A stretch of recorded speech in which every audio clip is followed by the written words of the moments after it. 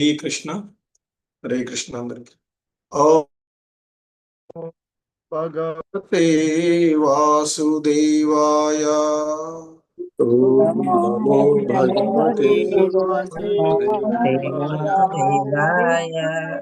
ఓం నమో భగవతే వాసుదేవాయ. ఓం నమో భగవతే ఓం నమో భగవతే వాసుదేవాయ.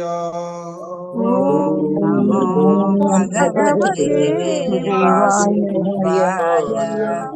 నారాయణం నమస్కృత్య నరం చైవ నరోత్తమం. నారాయణం నమస్కృత్య నరం చైవ నరోత్తమం. దేవీం సరస్వతి వ్యాసం తతో జయముదీ. దేవీం సరస్వతీ వ్యాసం తతో నష్టప్రాయేష్వభద్రేషు నిత్యం భాగవత సేవయా.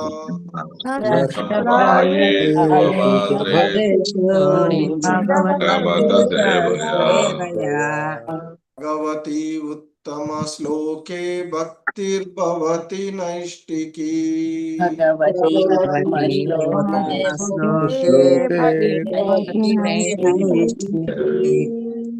హరే కృష్ణ. ఈరోజు షార్ట్ శ్రీమద్ భాగవతం క్లాస్ కి స్వాగతం, సుస్వాగతం. హరే కృష్ణ. సో ఈ క్లాస్ లో ఈరోజు మనము శ్రీమద్ భాగవతము మొదటి స్కందము 3వ అధ్యాయములోని 42వ శ్లోకాన్ని చూస్తూ ఉన్నటువంటి. సతు సంశ్రావయామాస మహారాజం పరీక్షితం ప్రాయోపవిష్టం గంగాయాం పరీతం పరమర్షభిః.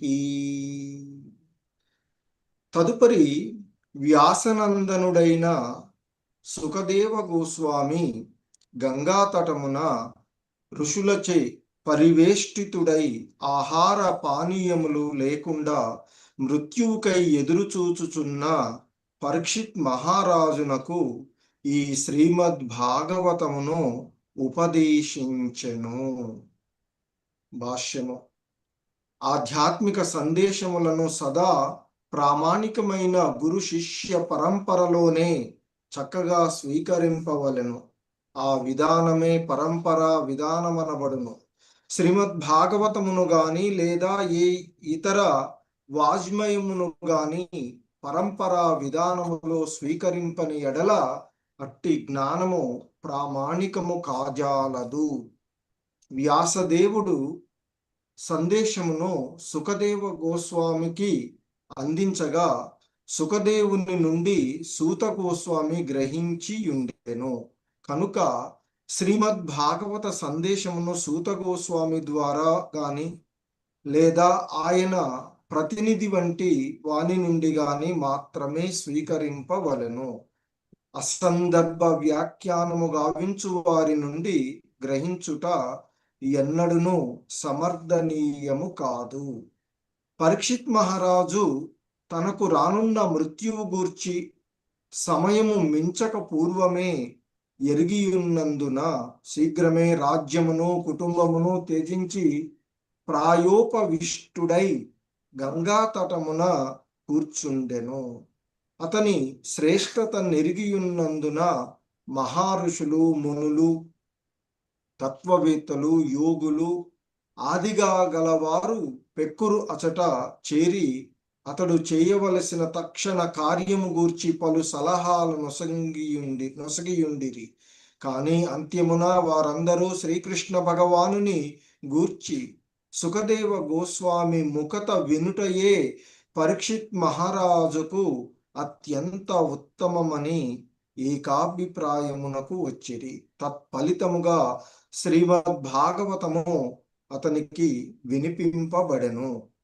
తర్క పాండిత్యముల వలన కలిగిడి లాభము శూన్యము గనుక ప్రతి ఒక్కరూ శ్రీకృష్ణ భగవానుని చరణ కమలములకు తప్పక శరణము పొందవలెనని మాయావాద తత్వ ప్రబోధకులను మరియు పరతత్వపు నిరాకార భావననే బలపరిచిన వారును అగు శంకరాచార్యులు కూడా ఉపదేశించి ఉండిరి.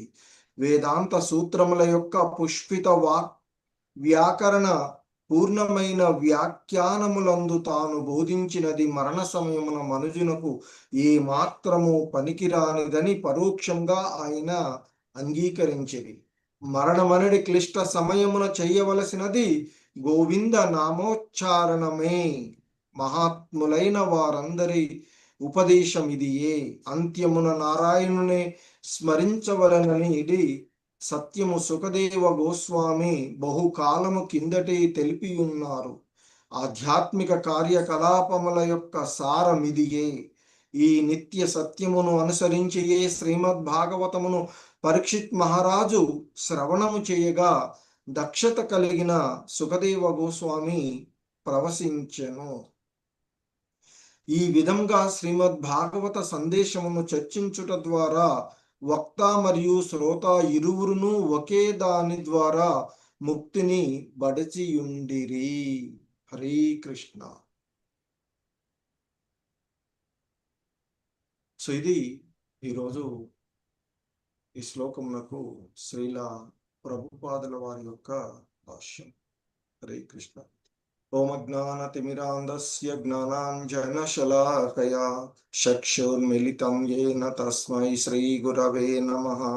నమో ఓం విష్ణుపాదాయ కృష్ణప్రేష్ఠాయ భూతలే శ్రీమతే భక్తివేదాంత స్వామినితి నామినే. నమస్తే సారస్వతీ దేవి గౌరవాణి ప్రచారిణి నిర్విశేష శూన్యవాది పాశ్చాత్యదేశ తారిణి. జయ శ్రీకృష్ణ చైతన్య ప్రభు నిత్యానంద శ్రీ అద్వైత గదాధర శ్రీవాసాది గౌర భక్త వృంద. హరే కృష్ణ కృష్ణ కృష్ణ హరే హరే, హరే రామ రామ రామ హరే హరే.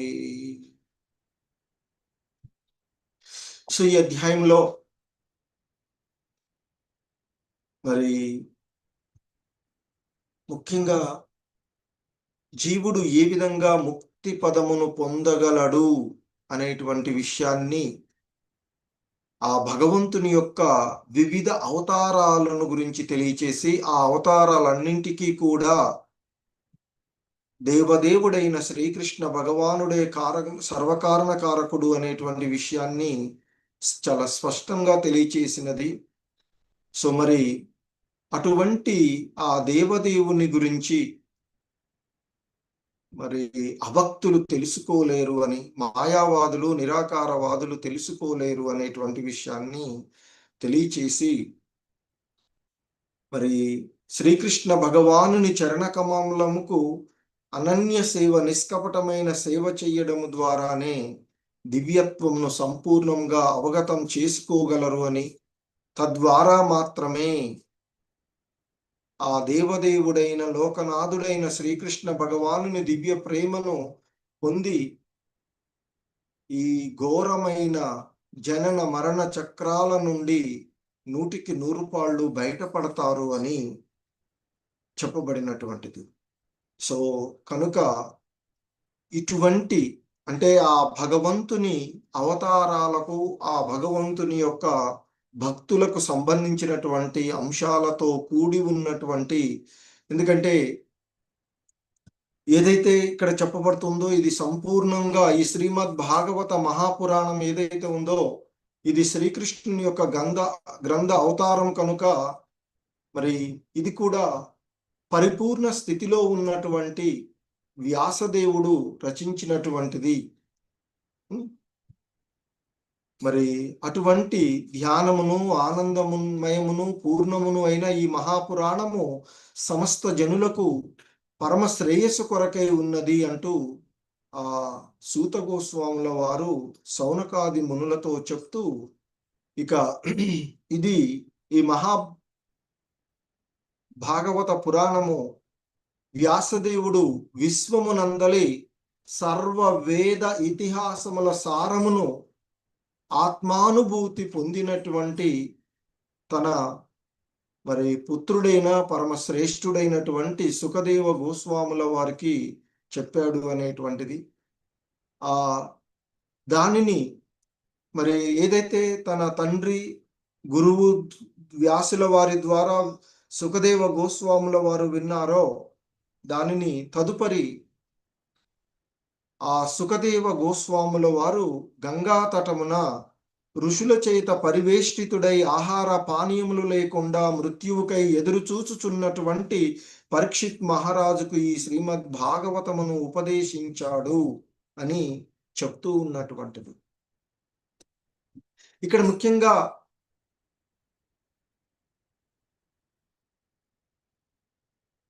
పరీక్షిత్ మహారాజు తనకు బ్రాహ్మణ బాలుడు మునిబాలుని యొక్క శాపము వలన 7 రోజుల్లో మరణిస్తాను అని తెలుసుకున్నప్పుడు ఆ మరణము నుండి ఎలా బయటపడాలి అని ఆలోచించలేదు.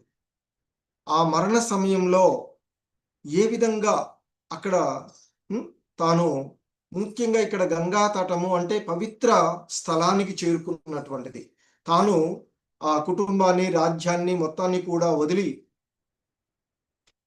అతడు మరి ఇక్కడికి ఆ పవిత్రమైనటువంటి స్థలమైనటువంటి గంగా తటం దగ్గరికి రావడము, ఈ విషయాన్ని తెలుసుకున్నటువంటి మునులు మహర్షులు అందరూ కూడా అదే ప్రదేశానికి రావడము, ఆయనకు వివిధ రకాలైనటువంటి సలహాలను ఇస్తూ ఉన్నటువంటి సమయంలో మరి సూత గోస్వాముల వారు సుఖదేవ గోస్వాముల వారు కూడా అక్కడికి రావడము, మరి ఈ మరణ సమయంలో ఏం చెయ్యాలి అనేటువంటిది వారందరూ కూడా ఆలోచించి అందరూ కూడా చర్చించుకున్న తదుపరి వచ్చినటువంటి నిర్ణయం ఏంటంటే ఆ దేవదేవుడైన శ్రీకృష్ణ భగవానుని గోవింద నామోచ్చరణమే ఆయన యొక్క లీలలను ఈ మరణము అనేటువంటి క్లిష్ట సమయం నుండి బయటపడి జనన మరణాలకు అతీతంగా బయటపడేటువంటి మరి ఏకైక మార్గము ఆ దేవదేవుని యొక్క లీలలను శ్రవణము చేయటం. నవవిధ భక్తి మార్గంలో శ్రవణము సరళమైనటువంటిది, అది కూడా ఆత్మానుభూతి పొందినటువంటి ఉత్తమమైనటువంటి గురువు ద్వాముఖత వినడం. సో కనుక ఇక్కడ ఇది ప్రామాణికమైనటువంటి గురు శిష్య పరంపరను సూచిస్తుంది. మరొకటి శ్రవణ విధానమే అత్యున్నతమైనటువంటిది, సరళమైనటువంటిది అనేటువంటి అంశాన్ని కూడా తెలియచేస్తూ ఉన్నటువంటి. సో ముఖ్యంగా ఇక్కడ శ్రీల ప్రభుపాదులు వారు చెప్తూ ఉన్నటువంటిది ఏంటంటే ఈ మహాభాగవత పురాణమైనటువంటి అమల పురాణమైనటువంటి శ్రీమద్ భాగవతమును ఇది ఏంటి మరి వ్యాసదేవుల వారి యొక్క సందేశము. సర్వ ఉపనిషత్తుల వేదముల మరి ఇతిహాసముల యొక్క అన్నిటి యొక్క సారంగా ఉన్నటువంటిది. సర్వ వేద ఇతిహాసముల యొక్క సారము ఇది. దీన్ని మరి ఆయన పరిపూర్ణంగా ఆత్మానుభూతి పొందినటువంటి వాడైనటువంటి సుఖదేవ గోస్వాముల వారికి అందించినటువంటిది. మరి అటువంటి ఈ కథను మరి అంటే ఆ శ్రీమద్ భాగవతమును ఇక్కడ ఆ శ్రీమద్ భాగవతాన్ని క్షీరమునందలి మేగడతో పోల్చినటువంటిది. క్షీరమే అత్యున్నతమైనది, వేదాలన్నీ కూడా క్షీరములాగా ఉంటే దాంట్లో ఆ మేగడ వంటిది కదా, మేగడే కదా మనకి అత్యున్నది. సో అటువంటి ఆ భాగవతమును మరి సుఖదేవ గోస్వాముల వారు పరీక్షిత్ మహారాజుకు ఆ మృత్యువు నుండి మరి మృత్యువు రాకముందే అతడు రాజ్యాన్ని, కుటుంబాన్ని త్యజించి ప్రాయోపవిష్టుడై ఆ గంగా తటంలో కూర్చున్నటువంటి సందర్భంలో ఆయనకి దీనిని బోధించినటువంటిది అని చెప్పబడుతూ ఉన్నటువంటిది. సో కనుక ఇక్కడ ఈ శ్రీమద్ భాగవతమును మరి ఇప్పుడు ఆ నైమిషారణ్యంలో సౌనకాది మునులు సౌనకాది ముని అధ్యక్షతన అక్కడ సమావేశమై ఉన్నటువంటి బ్రాహ్మణులు, మహర్షులు అందరూ కూడా మరి ఇక్కడ సూత గోస్వాముల వారి ద్వారా వింటూ ఉన్నటువంటిది. కనుకనే ఇది మరి సూత గోస్వాముల వారు సుఖదేవుని నుండి గ్రహించారు.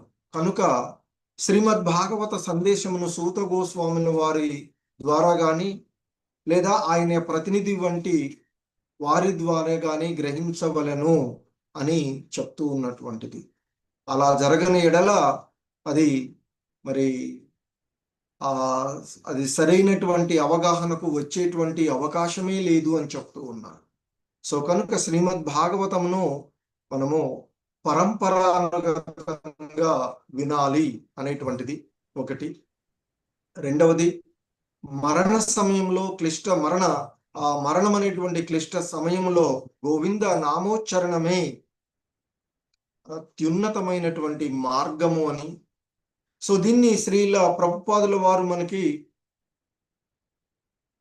మరి చెప్తూ ఉన్నటువంటి దీంట్లో ఆ నిరాకార భావనను బలపరిచినటువంటి వారైనటువంటి శంకరాచార్యులు కూడా ఆయన, ఎందుకంటే వేదాలలో ఉన్నటువంటి మృదు మధురమైనటువంటి ఆ పుష్పత వ్యాకరణ పూర్ణమైనటువంటి వ్యాఖ్యానాలను బోధించినటువంటి వాడు మొదట్లో.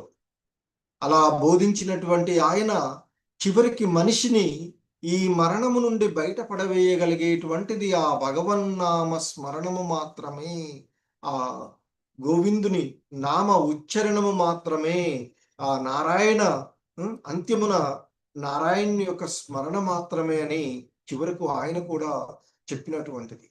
అంత్యములో ఆ నారాయణ్ణే స్మరించాలి అనేటువంటిది భజగోవిందం అంటూ కూడా చెప్పినటువంటి విషయాన్ని చూస్తూ. సో మరి ఇదే విషయాన్ని ఎంతో కాలం పూర్వకాలంలోనే సుఖదేవ గోస్వాముల వారు మరి ఇక్కడ గురువుగా, పరీక్షిత్ మహారాజు శిష్యుడుగాను, శ్రోతగాను, పవిత్రమైనటువంటి స్థలం గంగా తటంగాను, ఫలితం అతడు ఇద్దరు కూడా ఈ పవిత్రమైన శ్రీమద్ భాగవతాన్ని శ్రవణం చేయడం ద్వారా పరీక్షిత్ మహారాజు దానిని బోధించడం, చేయడం ద్వారా సుఖదేవ గోస్వాముల వారు కూడా ఇద్దరు కూడా ముక్తిని, అంటే ఇక్కడ వక్త మరియు శ్రోత ఇరువురు కూడా ముక్తిని బడిసి ఉన్నారు అనేటువంటిది మనకి చెప్పబడుతూ ఉన్నటువంటి అంశం. హరే కృష్ణ. శ్రీల ప్రభుపాదుకి ఛాయ్. హరే కృష్ణ. ప్రభుజీస్, మాతాజీస్, ఎవరికైనా ఏదైనా సందేహాలు